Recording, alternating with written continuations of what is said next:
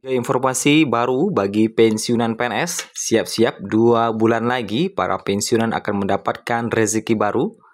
Kemudian nominal terbaru gaji pensiunan di bulan Mei 2025 dan ide perombakan skema pensiun PNS dan peluang dapat 1 miliar rupiah atau pesangon hingga 1 miliar. 3 informasi ini kita sampaikan pada siang hari ini di Sabtu tanggal 12 April 2025 siang menjelang sore. Kita masuk di informasi pertama terkait dengan bonus atau rezeki baru bagi pensiunan yang akan cair 2 bulan lagi. Pemerintah melalui Kementerian Keuangan sebentar lagi akan memberikan hadiah untuk para pensiunan PNS.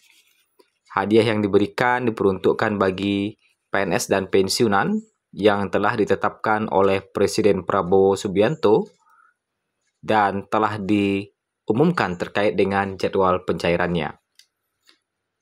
Adapun hadiah ini akan diberikan secara rutin setiap tahun sekali kepada penerima baik PNS aktif maupun pensiunan.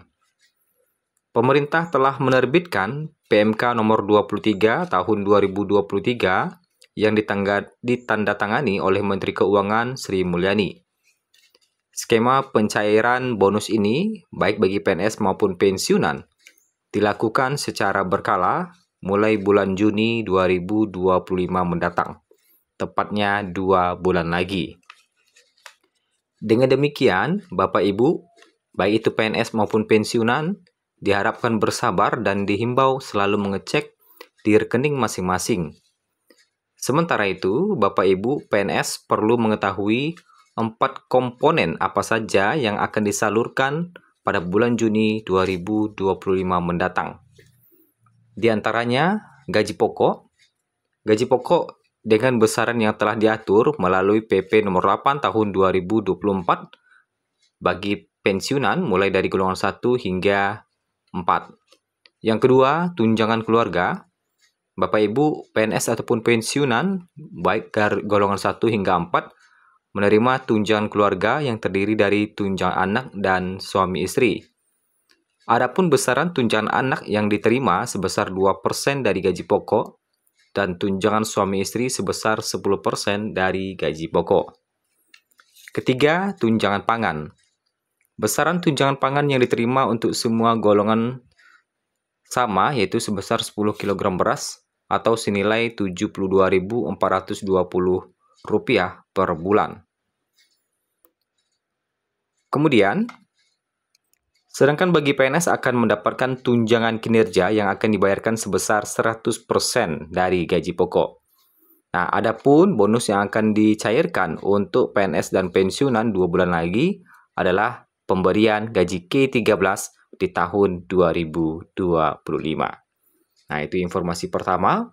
Setelah itu kita masuk di informasi kedua terkait dengan nominal gaji pensiunan PNS yang akan diterima di bulan Mei 2025.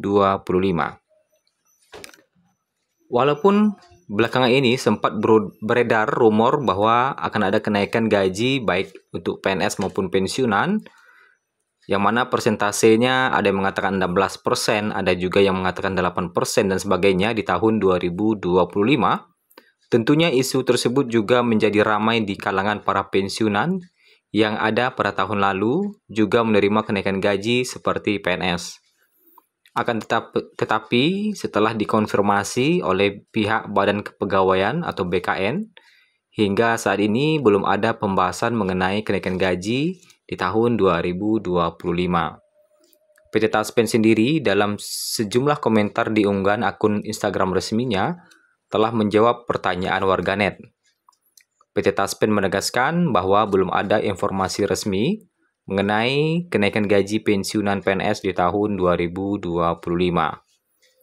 Sehingga pensiunan PNS pada bulan Mei 2025 mendatang tetap akan menerima gaji pokok dan tunjangan sesuai dengan ketentuan yang masih berlaku.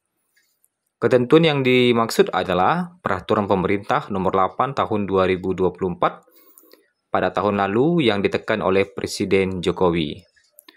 Untuk gaji pokok, pensiunan PNS akan menerima nominal sesuai dengan masing-masing golongan. Untuk golongan 1 akan mendapatkan gaji pokok mulai dari 1.748.096 sampai 2.256.688. Kemudian untuk golongan 2 akan mendapatkan gaji pokok mulai 1.748.096 sampai 3.208.800. Sedangkan untuk golongan 3 mendapatkan gaji pokok mulai dari 1,7 jutaan hingga 4.029.536. Sedangkan untuk golongan 4 akan mendapatkan gaji pokok mulai 1.748.096 hingga 4.957.008 rupiah. Yang kedua adalah tunjangan pensiunan PNS. Tunjangan pensiunan PNS yang pertama adalah tunjangan keluarga, yang mana pertama pensiunan PNS berhak atas tunjangan keluarga. Kategori tunjangan suami istri yang nominalnya 10% dari gapok bulanan. Kemudian yang kedua, tunjangan keluarga kategori tunjangan anak yang akan dibayarkan sebesar 2% dari gapok pensiunan PNS. Dan yang ketiga adalah tunjangan pangan. Tunjangan pangan, seperti diketahui, jumlah anggota keluarga ini adalah maksimal 4 orang yang terdiri dari pensiunan PNS, suami istri, serta 2 orang anak. Sehingga masing-masing pensiunan PNS akan menerima tunjangan pangan dengan nominal yang sama atau berbeda. Nominalnya disetarakan dengan harga 10 kg beras, yakni 72.420 per kilogram. Atau 72.420, kalau per kilonya adalah 7.242 per kilogram. Nah, itu adalah nominal gaji yang akan diterima di bulan Mei di tahun 2025 nantinya. Kemudian informasi terakhir terkait dengan ide perombakan skema pensiun PNS yang mana akan mendapatkan peluang hingga 1 miliar rupiah. Sejak beberapa tahun terakhir, wacana perombakan skema pensiun ASN mencuat, salah satunya skema fully funded, yang mana bisa membuat ASN membawa uang pensiun langsung sebesar 1 miliar rupiah. Pada tahun ini, perubahan skema juga kembali dibicarakan, terlihat dalam kerangka ekonomi makro dan pokok-pokok kebijakan fiskal KMPPKF 2025. Pemerintah menyusun kebijakan reformasi perlindungan hari tua bagi aparatur sipil negara. Skema fully funded dianggap bisa membuat PNS mendapat dana pensiun hingga 1 miliar, sebagaimana dikatakan Menpan RB Cahyokumolo pada waktu itu.